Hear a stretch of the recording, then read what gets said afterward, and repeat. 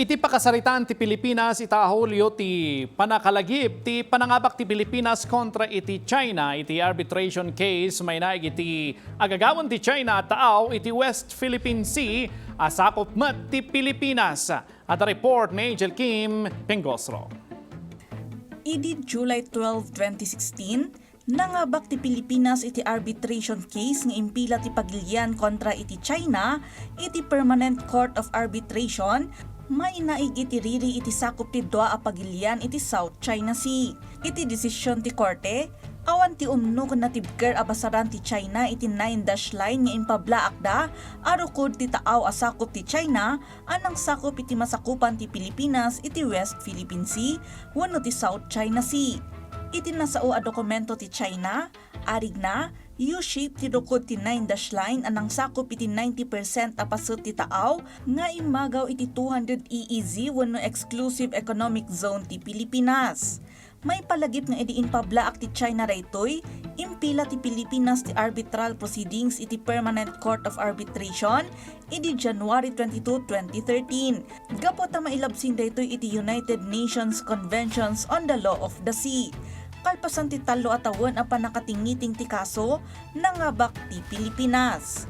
The Philippines welcomes the issuance today, 12 July 2016, of the award by the Arbitral Tribunal constituted by the Permanent Court of Arbitration under Annex 7 of the 1982 United Nations Convention on the Law of the Seas, or UNCLOS, on the arbitration proceedings initiated by the Philippines with regard to the South China Sea.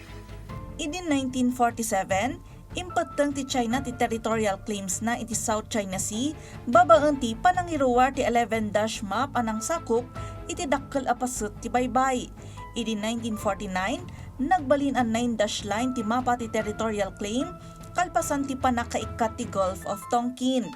Ti United Nations Convention on the Law of the Sea, kat nang rugi idi 1982, kalpasan a pinasingkadan ti 60 a pagilian.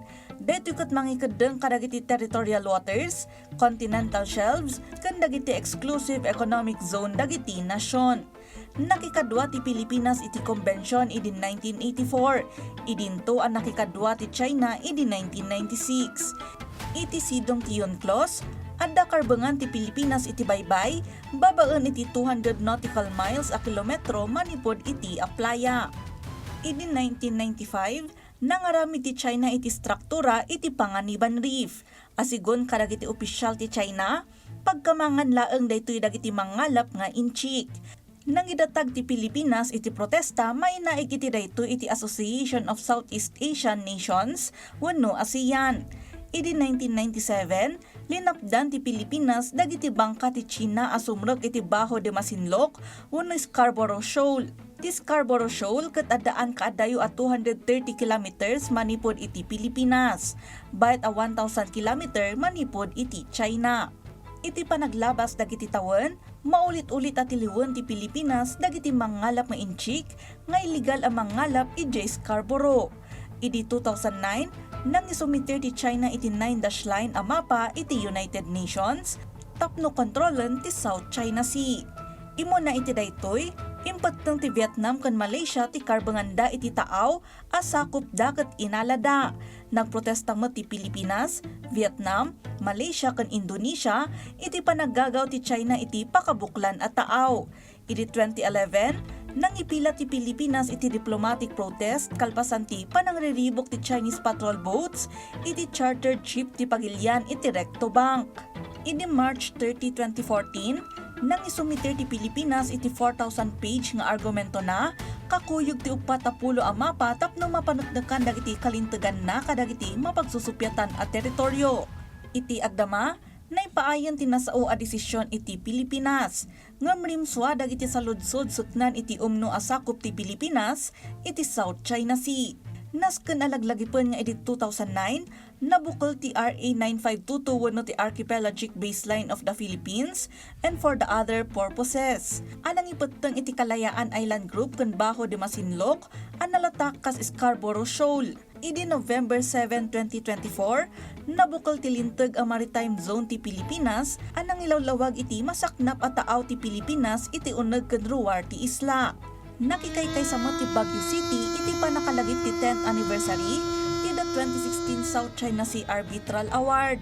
Pinaunida iti 10 adaras ti Siren. Kanayon alaglagipon, pasamak idi, adal, ita, pagsarmingan, iti masakbayan. Anjel Kim Pengosro.